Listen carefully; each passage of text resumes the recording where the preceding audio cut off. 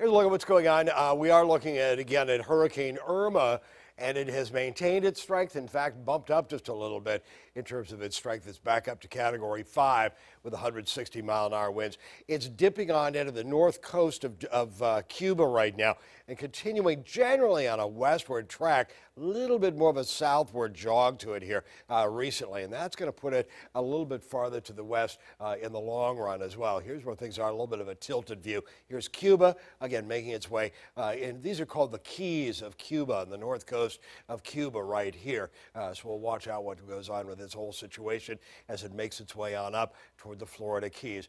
Now, this is a little bit of a possibility coming up on Sunday morning. And I've taken this forecast model. It's an in-house forecast model, and it matches pretty closely with the Hurricane Center. It's perhaps a little bit faster. The Hurricane model, Hurricane Center's forecast has got it a little bit farther south, but only an hour or so farther southward. So at 10 a.m., it's got it right on into here. Nonetheless, it gives us an idea of what's going on with the storm and the right front quadrant of the storm. This is the worst part of the storm, and it's likely to really sock Naples, Florida. Now, much of this is swampland, Everglades area, so we'll watch what goes on with all of this. Here's what goes on at 11 o'clock tonight with the hurricane forecast from the Hurricane Center, and we'll see how closely it matches. You'll note that by 8 o'clock in the morning, still 160-mile-an-hour winds, but our forecast model is just a little bit ahead of where the Hurricane Center has it positioned. By Saturday evening, 155-mile-an-hour winds. It's back down to a Category 4, but still, again, very powerful storm. And again, our forecast model has it just a little bit ahead in making landfall across the Keys by around 4 o'clock in the morning. And of course, the Hurricane Center's forecast has it at 8 o'clock in the morning with 150-mile-an-hour winds. There's where it is. Again, heading on northward, the right front quadrant right on into here. So if it's a little bit different in terms of timing, the effect is much the same, and we get the idea of what's going on with it. Here's where things are, 12:30 in the afternoon, making landfall very close to Marco Island and again into the Fort Myers area, right on down into here. It's hard to say exactly where it's going to make landfall because it's really right along the coastline there and maintaining some strength. There's where it is at 4 o'clock in the afternoon over the Fort Myers area. We're going to lose that from here on in. And likely the storm's still continuing at around 130 miles an hour by Sunday evening at 8 o'clock, even though it is slightly inland. It's only slightly inland, really pummeling the Tampa, St. Petersburg area and even Orlando up to Daytona Beach, seeing some strong winds quite likely as well. Very close to the coastline, 3 o'clock in the morning on Monday morning, Sunday night, and then from there on in, it starts to give it a little bit farther inland, and it'll start to turn into a tropical storm, a strong tropical storm.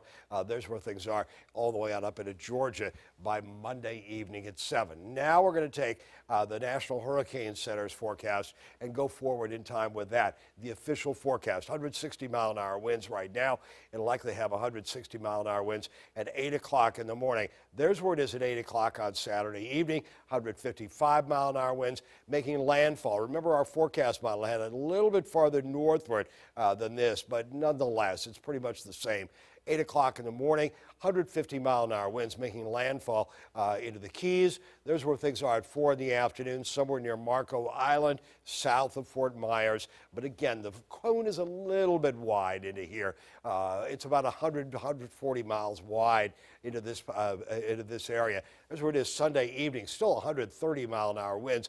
It doesn't been over land all that much. And then it'll start to weaken somewhat. It'll still likely be around 120-mile-an-hour winds as it makes its way through the Tampa, St. Pete area, and then close to the water's edge even by Monday morning at 8, so it could still really be a Category 2 storm. But thereafter, during the day, it'll be over land for an extended period of time, and it'll start to fall apart and become just a tropical storm with a lot of rain.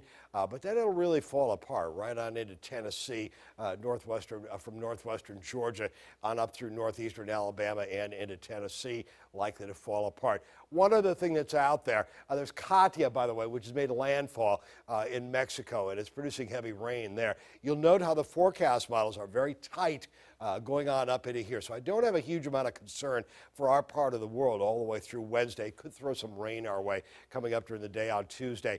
And as far as Jose, forecast models are pretty tight through Wednesday in terms of taking it into here. But then after, it just keeps it into there all the way on into a week from now.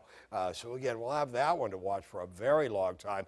Over the weekend and, of course, into Monday and Tuesday, we'll be watching what goes on with this. The heaviest rain is likely to be toward Miami through most of Florida, 10 inches of rain at least through Florida. And it could be even higher than that with amounts up to about 15 inches of rainfall. So I'm mostly optimistic on what's going on with Irma.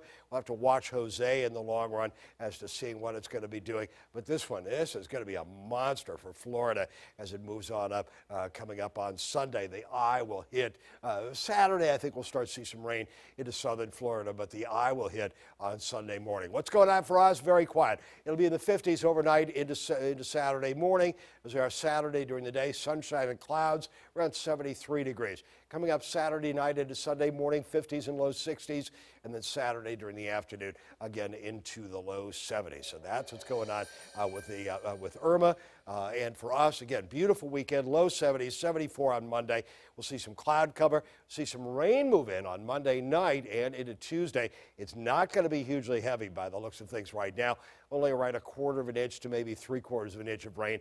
Breezy, we'll see winds are generally out of the east at about 30, 35 miles an hour gusts, and then it'll warm up for Wednesday, Thursday, and Friday.